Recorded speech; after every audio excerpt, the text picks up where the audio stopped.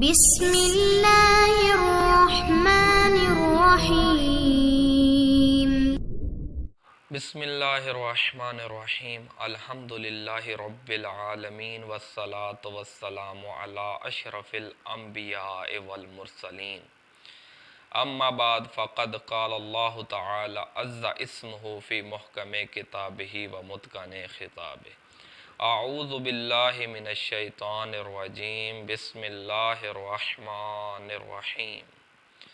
ولا جناح علیکم فیما عرضتم به من خطبۃ النساء او اکننتم فی انفسکم۔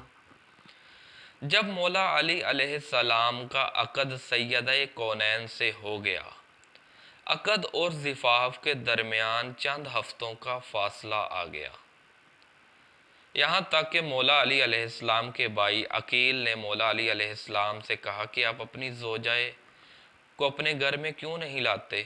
مولا علی علیہ السلام نے کہا مجھے حیا مانے ہے کہ میں کس طرح پیغمبر گرامی اسلام سے کہوں کہ وہ میری زوجہ پاک دامن زوجہ کو میرے حوالے کر دیں۔ یہاں تک کہ عقیل علیہ السلام اور حضرت علی علیہ السلام دونوں بھائی مل کے پیغمبر کی خدمت پہ پہنچے اور امہات المومنین سے درخواست کی کہ وہ پیغمبر تک یہ پیغام پہنچا دیں۔ جب پیغمبر تک یہ بات پہنچی تو پیغمبر نے اجازت دے دی کہ وہ اپنی زوجہ کو اپنے ساتھ لے کر جا سکتے ہیں۔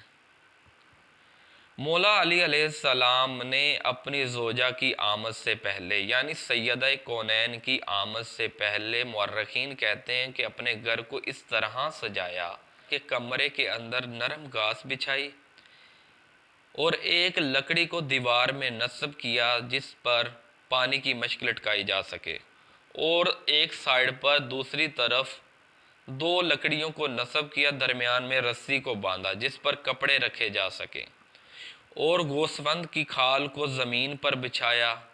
بچھانے کے بعد آپ علیہ السلام نے کھجوروں کے پتوں کو سائیڈوں پر لگا دیا خوبصورتی کے لیے۔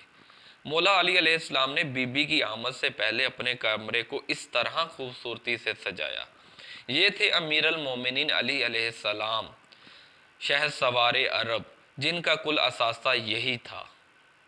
آج ان لوگوں کے لیے پیغام ہے جو دولت کو جمع کر کر کے رکھتے ہیں اور غریبوں پر خرچ نہیں کرتے۔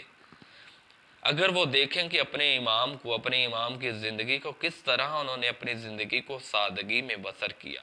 ہم بھی اپنے پروردگار سے دعا کرتے ہیں کہ وہ ہمیں مکمل نہ صحیح تھوڑا بہت تو علی علیہ السلام کے نقش قدم پر چلنے کی توفیق عطا فرمائے۔